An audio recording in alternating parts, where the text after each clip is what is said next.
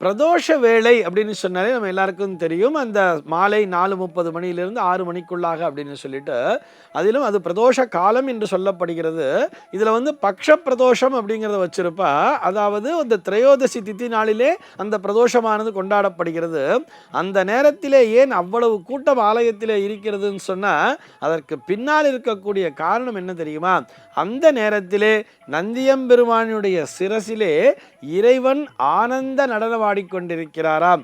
அந்த இறைவனினுடைய அந்த ஆனந்த நடனம் அந்த இடத்திலே நந்தியனுடைய சிரசு, அதாவது இந்த 2 கொம்புகளுக்கு இடையே இறைவன் ஆனந்த நடனம் ஆடுகின்ற அந்த நேரம்தான் அந்த திரையோதசி நாளிலே வரக்கூடிய அந்த மாலை பிரதோஷ காலம்னு சொல்றோம் இல்லையா, அந்த 4:30 மணிக்கு மேல் 6:30 மணிக்குள்ளாக இருக்கக்கூடிய காலமானது.